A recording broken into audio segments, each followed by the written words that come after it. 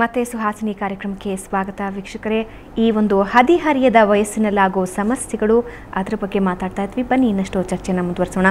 ಗೀತಾ ಅವರೇ, ನಾವು ಈಗಾಗಲೇ ಹೇಳ್ತಾ ಇದ್ವಿ ಸಿಡುಕಿಗೆ ತಂದೆ ತಾಯಿಯು ಕಾರಣ ಆಗ್ತಾರೆ ಅಂತ. ಆದರೆ ಕೆಲವೊಂದು ಕೇಸಸಲ್ಲಿ ಏನಾಗುತ್ತೆ ಅಂದರೆ ತಂದೆ ತಾಯಿ ತುಂಬಾ ಸಾಫ್ಟ್ ನೇಚರ್ಡ್ ಆಗಿರ್ತಾರೆ, ಏನೇ ಇದ್ರೂ ನಮ್ಮ ಜೊತೆ ಸಾಲ್ವ್ ಮಾತಾಡ್ಬಿಟ್ಟು ಅಂತ ಹೇಳಿರ್ತಾರೆ. ಬಟ್ ಮಕ್ಕಳ ಒಂದು ಬಿಹೇವಿಯರ್ ಹೇಗಿರುತ್ತೆ ಅಂದರೆ, ಇವಾಗ ಅವ್ರು ಏನು ಕೇಳಿದ್ರು ತಕ್ಷಣ ತುಂಬ ರೂಡ್ಲಿ ರಿಯಾಕ್ಟ್ ಮಾಡಿಬಿಡ್ತಾರೆ. ಬ್ಲೇಡ್ ತಗೊಳ್ಳೋದು, ಕೈ ಕುಯ್ಕೊಳ್ಳೋದು, ಅಥವಾ ಹೋಗಿ ಬಾಗಿಲು ಹಾಕೊಂಡ್ಬಿಡೋದು, ತುಂಬ ಹೊತ್ತು ತೆಗೆದೇ ಇರೋದು, ಈ ಥರ ಒಂದು ರೀತಿ ಕ್ರೂಯಲ್ ನೇಚರ್ ಬೆಳೆಸ್ಕೊಂಡ್ಬಿಡ್ತಾರೆ. ಅದಕ್ಕೇನು ರೀಸನ್ ಅಂತೀರಾ? ತಂದೆ ತಾಯಿ ಎಷ್ಟೇ ಸಪೋರ್ಟಿವ್ ಆಗಿದ್ರು ಮಕ್ಕಳು ಅದಕ್ಕೆ ಪಾಸಿಟಿವ್ ಆಗಿ ರಿಯಾಕ್ಟ್ ಮಾಡೋದಿಲ್ಲ, ಅದಕ್ಕೆ ಏನು ಕಾರಣ ಅಂತೀರಾ?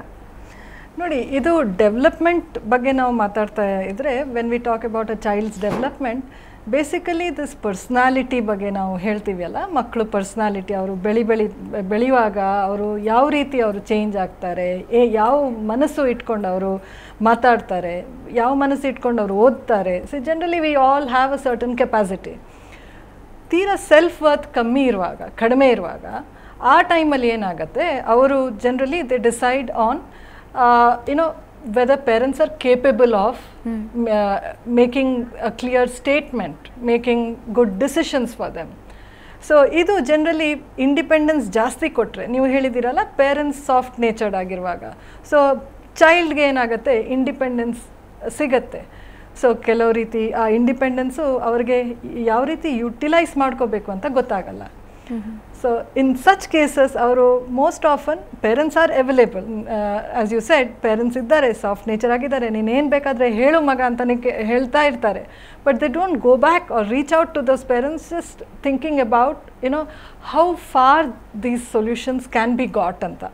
ಸೊ ಪೇರೆಂಟ್ಸ್ ಇದು ಹೇಳ್ಬೋದಾ, ಅವರು ಕರೆಕ್ಟಾಗಿ ಡಿಸಿಷನ್ಸ್ ತಗೋಬೋದಾ, these kinds of complexity start developing in a child.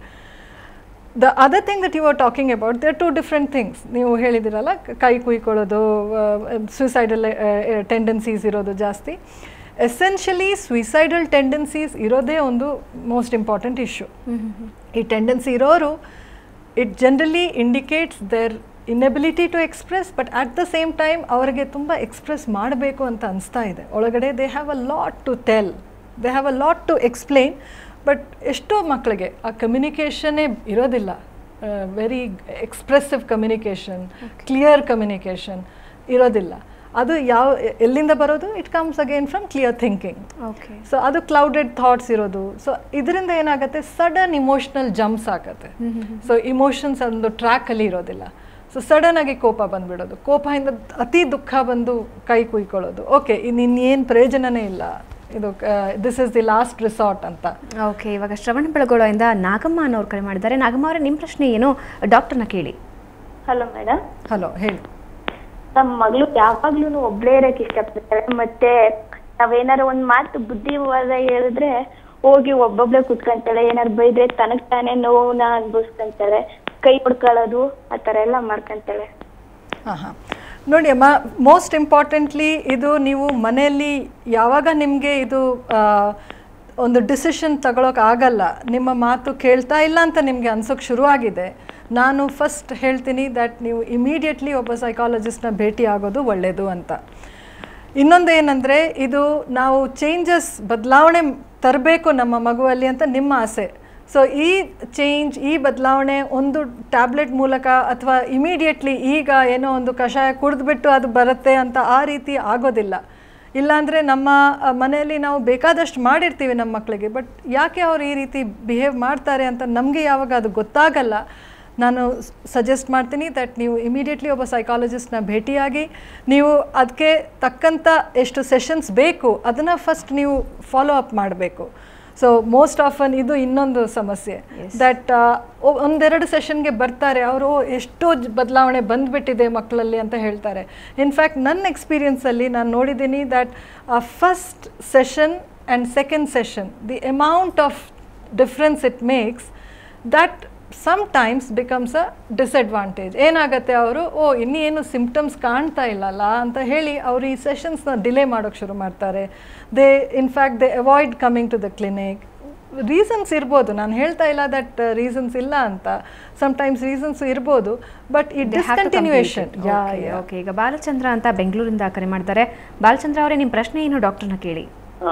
Doctor Geetha ಅವರೇ ನಮಸ್ಕಾರ. ನಮಸ್ಕಾರ ಬಾಲಚಂದ್ರ. ನಾನು HSR ಇಂದ ಮಾತಾಡ್ತಾ ಇದ್ದೀನಿ. HSR ಪ್ರಶ್ನೆ ಏನಂದ್ರೆ, ಇತ್ತೀಚೆಗೆ ಮಕ್ಕಳು PUC ಅಥವಾ SLC ಅಲ್ಲಿ ಮಕ್ಕಳು ರಿಸಲ್ಟ್ ಬಂದಾಗ ಮಾರ್ಕ್ ಬರ್ಲಿಲ್ಲ ಅಥವಾ ಕಡಿಮೆ ಆಯ್ತು ಅನ್ನೋದು, ಇತ್ತೀಚೆಗೆ ಕೆಲವರು ಸುಸೈಡ್ ಮಾಡ್ಕೊಳ್ಳೋದು ಇದೆಲ್ಲ ಮಾಡ್ಕೋತಾರಲ್ಲ, ಇದಕ್ಕೆ ಕಾರಣ ಏನು? ಇದು ತಂದೆ ತಾಯಿಗಳ ಮಿಸ್ಟೇಕ್ ಅಥವಾ ಹುಡುಗರೇ ಅವರದ್ದೇ ಮಿಸ್ಟೇಕ್ ಆಗಿರುತ್ತಾ ಅಥವಾ ಅವ್ರ ಮಾನಸಿಕವಾಗಿ ಏನ್ ಪ್ರಾಬ್ಲಮ್ ಇರುತ್ತೆ ಅವರಿಗೆ, ಯಾಕೆ ಹೀಗಾಗತ್ತೆ? ಹೆಚ್ಚಾಗಿ ಇದೇ ತರ ರಿಸಲ್ಟ್ ಬಂದಾಗ ತುಂಬಾ ಮಕ್ಕಳು ಈ ತರ ಕೇಸಲ್ಲಿ ಇನ್ವಾಲ್ವ್ ಆಗಿರ್ತಾರಲ್ಲ.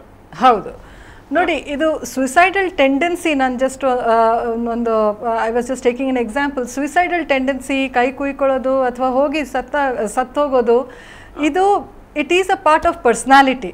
ನಾವು ಹೇಳೋಕ್ಕಾಗಲ್ಲ ದ್ಯಾಟ್ ಇದು results was the decision making point ಅಂತ.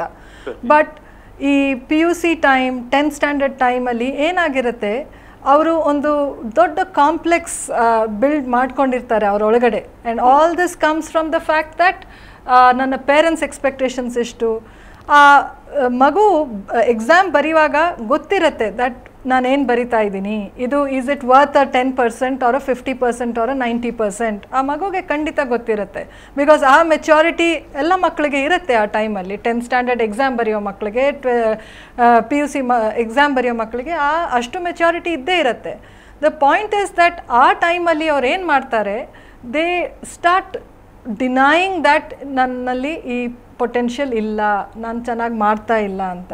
ಓಪನ್ ಎಕ್ಸ್ಪ್ರೆಷನ್ಸ್ ಇರೋದಿಲ್ಲ. ಅವರು ಆ ಟೈಮಲ್ಲಿ ಸರಿ ಹೇಗೋ ಒಂದು ಮ್ಯಾನೇಜ್ ಮಾಡಿಬಿಡೋಣ ಈ ಸಿಚುವೇಶನ್ ಅಂತ ಹೇಳ್ಕೊಂಡು, ನಾನು ಚೆನ್ನಾಗಿ ಮಾಡಿದ್ದೀನಿ, ಚೆನ್ನಾಗಿ ಓದಿದ್ದೀನಿ. ಸೊ ಪೇರೆಂಟ್ಸ್ ಏನೋ ಒಂದು 90% ಎಕ್ಸ್ಪೆಕ್ಟೇಷನಲ್ಲಿ ಕೂತಿರ್ತಾರೆ, ಇಲ್ಲಿ ಈ ಮಗು ಬರದೇ ಇಲ್ಲ ಏನು, ಮೇ ಬಿ ಅಂಥ ಚಾನ್ಸಸ್ಸು ಇದೆ. So at that time they strongly believe that okay, ನನ್ನ ಕೈಯಿಂದ ಏನಾಗೋದಿಲ್ಲ ಅಂದರೆ okay, let me go kill my self ಅಂತ. So these are issues which does not okay. Every suicidal tendency is impulsive. ಅದು ನಮಗೆ ಗೊತ್ತಿದೆ that you know that child immediately makes this decision. May be a while ago, 1 hour ago ಅವ್ರು ತುಂಬ ಚೆನ್ನಾಗಿ ಮಾತಾಡ್ಕೊಂಡು ಎಲ್ಲ ಇದ್ದರು. ಬಟ್ ಒಳಗಡೆ, ಮೈಂಡ್ ಒಳಗಡೆ it is a continuous process. ಅದು ಓಡ್ತಾನೇ ಇರುತ್ತೆ ದಟ್ ಓ, ನಾನು ಫೇಲ್ ಆಗ್ತೀನಿ, ಇವತ್ತು ರಿಸಲ್ಟ್ ಬರುತ್ತೆ, ಇನ್ನೇನು ಅಪ್ಪ ಅಮ್ಮನ ಜೊತೆ ಹೇಗೆ, what do I do, you know they remember past experiences, ಅಪ್ಪ ಅಮ್ಮ ಹೇಗೆ ಬಿಹೇವ್ ಮಾಡಿದರು. ಸೊ ಮೋಸ್ಟ್ ಪೇರೆಂಟ್ಸೇ ಅಯ್ಯೋ ನೀನು ಫೇಲ್ ಆಗಿಬಿಟ್ರೆ ನಾನು ಸತ್ತೋಗ್ತೀನಿ ಅಂತ. These are some of the expressions that most parents can make. But these are just statements.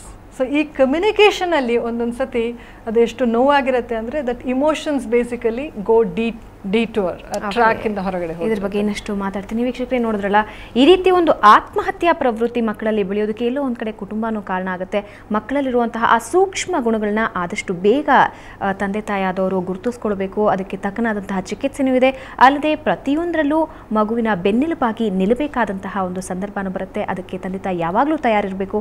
ಇದ್ರ ಬಗ್ಗೆ